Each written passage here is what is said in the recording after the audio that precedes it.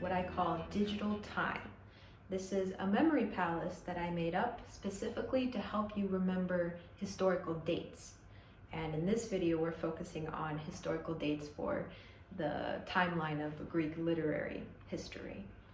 So digital time is called digital, not because it's online, but because it's on our fingers, our digits.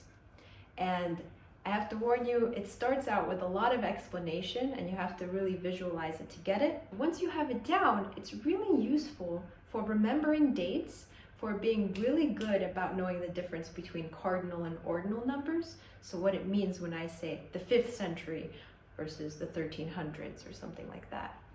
And it's a really nice way to actually visualize how far away we are from the historical dates that we study. First, I'm going to show you the structure of the digital time palace so you have a sense of it. And then I'm going to use that structure to go through Greek literary history. So bear with me and it will be worth it. So first off, we have to imagine, you might as well do this with me. I'm going to have my back at you a lot of times so you have a sense of how to do it so you're not mirroring me the wrong way. But first off, you have to imagine that there's this point coming out of your chest that represents 0. So imagine this 0 right here, and it can be a line because what we're going to do is with this point 0, we're going to stretch out our hands and move it to the right. So stretch out our hands from point 0 and move it to the right. So when we're to the right, we're going to be moving up. So have a sense of when we're in the right, we are moving up. We'll just do 3 layers here. So 1, 2, 3. And then when we're in the left, when we have our hands here, to the left, we are moving down. And again, I'll just do 3 layers. So in the left, it's down 3 layers, and the right, it's up 3 layers. So what are these layers? You're gonna pretend that this is like a piano and that every finger, when pressed down, has some sort of note, let's say. But what it is right here, every layer is a millennium. So it's 1,000 years. And every finger is a century. Every finger represents 100 years. So with this point 0, when we have one layer, one millennium, this is the first millennium CE. Our ring finger has the years 101 to 200, and our middle finger has 201 to 300, and so on all the way up to 1,000. So why is this useful? It's because when I say something happened in the 5th century CE, we have our 0, we have our layer, our 5th century, we're moving from the 0, 1, 2, 3, 4, 5. 5th century, or 5th finger, contains the years 401 to 500. So the 5th century is mostly 400s. 401, 402, 403, 404. As we keep going down in this finger, it's mostly 400s until it reaches 500. So this is a really nice visual to see. The 5th century is the 400s. When I say the 7th century, 1, 2, 3, 4, 5, 6, 7, the 7th century, when we put our finger down, how many fingers are there between 0 and the finger we have down? It's 6. So the 7th century is the 600s. So it's 601, 602, 603, all the way up to 700. Okay, so we do this. 9th century is 800s, 10th century is 900s. This is why we have to move up a layer if we're talking about higher numbers. So if we're talking about the 12th century, we are moving up a layer. So we have these 10, and then we have 11, 12. So the 12th century in this digital time is represented by the ring finger. The 12th century is going to be, there's one finger here and 10 fingers down. So the 12th century is the 1100s. And again, this keeps going. the 15th century. We're up 2 layers, is our thumb here. So the 15th century is the 1400s.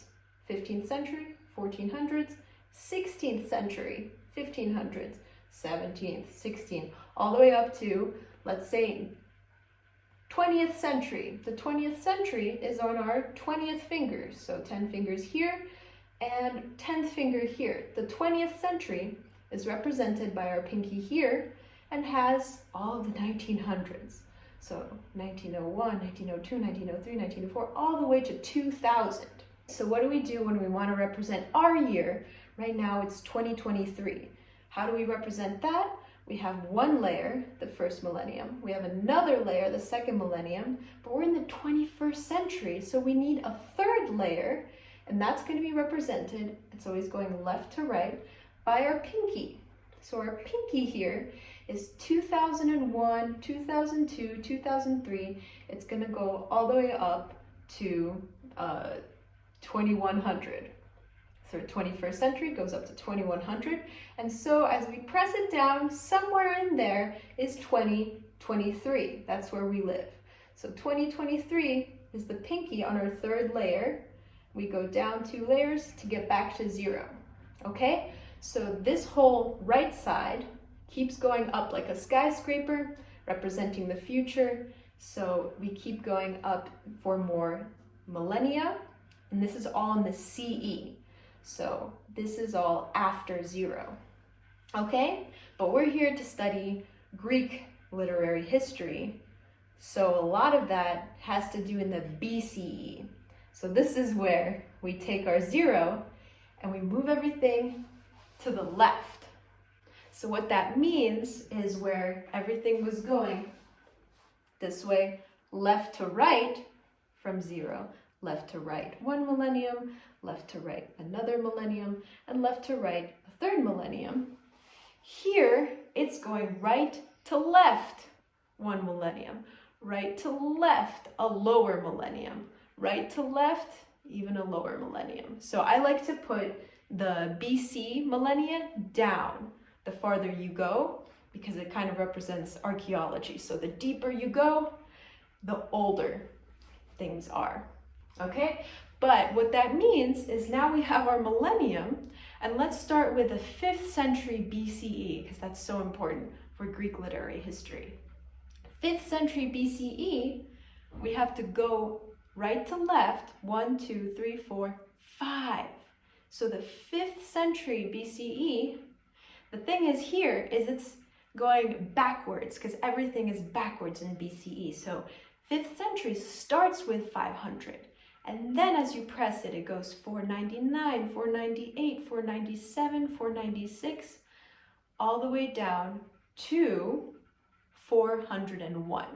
So even though it has the 500 at the top, it's mostly 400s, 499, 498, 497, all the way to 401. So the 5th century BCE is still the 400s. 5th century, mostly 400s. If I'm talking about 4th century, 1, 2, 3, 4, from our 0 point, 1, 2, 3, 4, the 4th century, when we bend that finger, there's just 3 fingers between the bent finger and 0. So the 4th century is the 300s, okay? So that keeps going in our BCs. 9th century, 1, 2, 3, 4, 5, 6, 7, 8, 9 is represented by our ring finger on the left. The 9th century is the 800s, BCE. And when we have to go down a layer, we're going down this way. And again, it starts right to left. So it starts with this finger here. So if we want to talk about the 1200s are going to be the 13th century. So 13th finger down, 1, 2, 3, 4, 5, 6, 7, 8, 9, 10. 1, 2, 3, middle finger here. The 13th century is the 1200s. And we keep going. If we want to do another layer, we're going to have the 3rd millennium as our 3rd layer. So 1, 2, 3, 3, 2, 1. Our 3rd layer here is going to have, let's say, the 25th century. The 25th century BCE, we don't talk about it all that much, would be 10, 20, 1, 2, 3, 4, 5. The 5th finger here is the right thumb. So the 25th century is the 2400s. Okay? So if you're still with me, we have our 3 layers here in the BCs, first millennium BC, second millennium BC, third millennium BC. But we also have our 3 millennia here, first millennia CE, second millennium CE, third millennium CE. If you're here so far, that's great, okay? So we have this general structure of digital time. Now what we want to do is use it to illustrate to ourselves in this digital memory palace the Greek literary timeline. So there are 6 ages/periods that we're going to learn.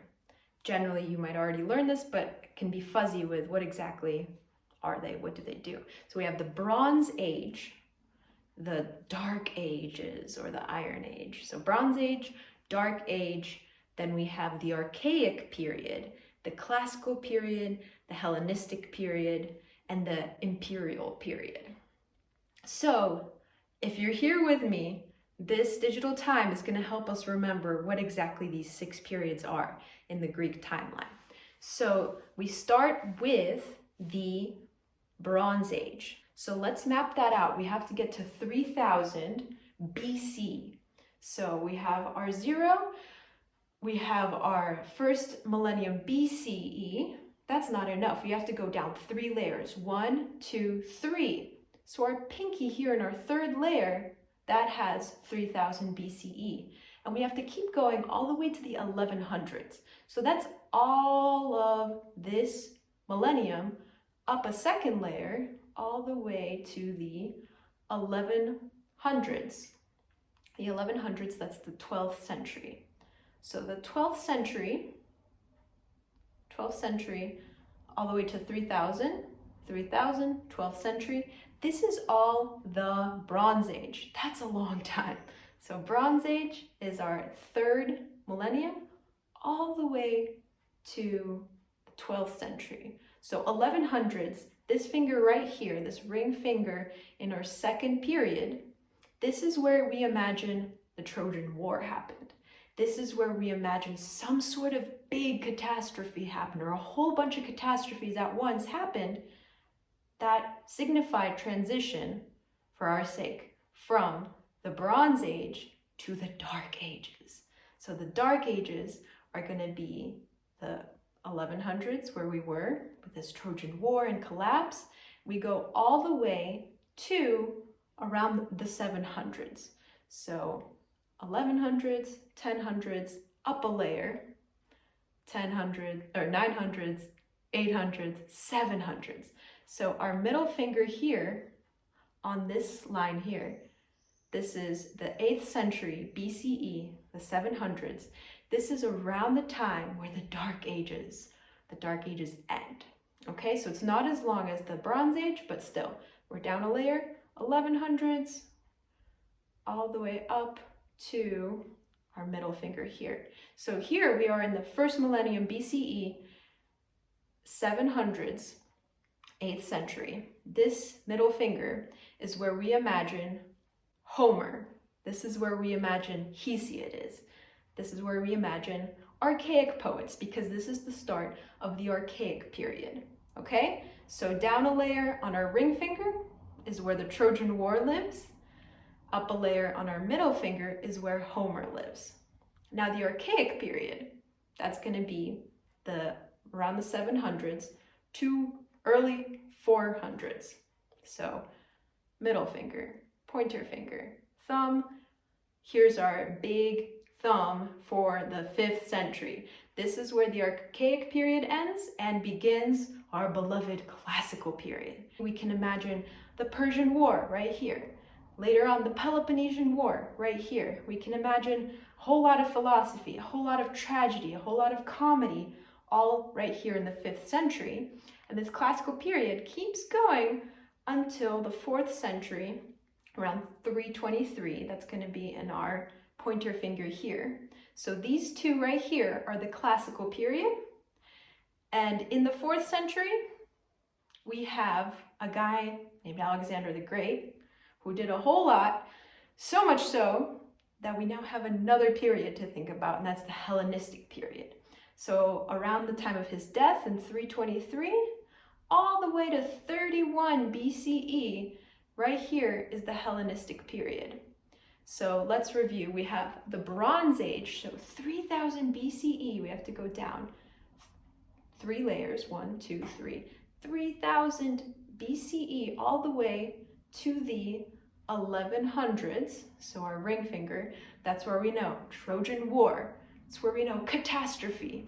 And now we know catastrophe leads to the Dark Ages, right here 1100s, all the way to the 700s. So here we have Homer is living here, we have Hesiod living here, other archaic poets, because it's the start of the archaic period,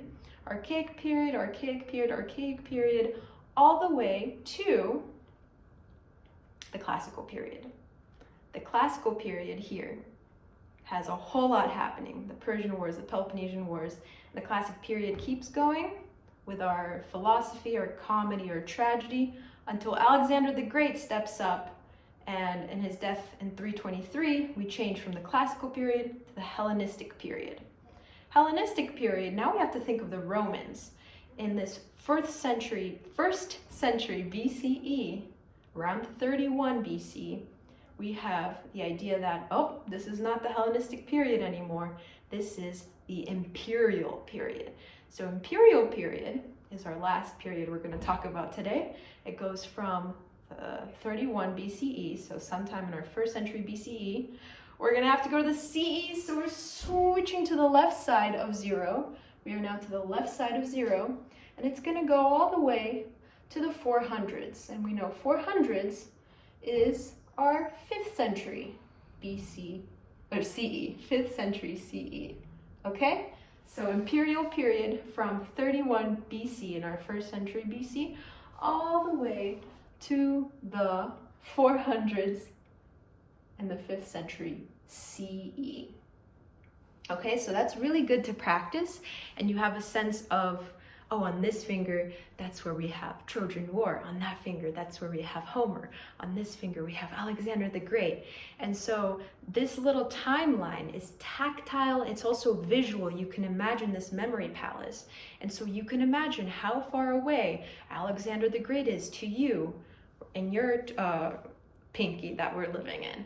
You can imagine how far away that Alexander the Great is to the Bronze Age and that kind of thing. So it's a lot to understand at first. So it's good to maybe review it. You might want to watch this video again, get a sense for what this memory palace does or how it works, and practice. Anytime you have a teacher or a book, anything you come up with where there's a date, try to imagine where you would play it like a piano on your digital time. So if someone said, this happened in the early 5th century BC, you would know, BC, I have to go to the left of 0. I have to go to my 5th finger. And early on, so I'm not pressing it down super hard. Oh, if someone says late 5th century BC, I know, oh, we're getting closer to the 400s. We're getting closer to the 4th century BCE, and so on. So the way this works is the more you practice, the more useful it becomes. So I hope this was helpful. I know that this tool is useful with practice and with a visual aid, which is why I made this video. Let me know if you have questions. If you like it, I can make more videos with other historical examples. Thank you.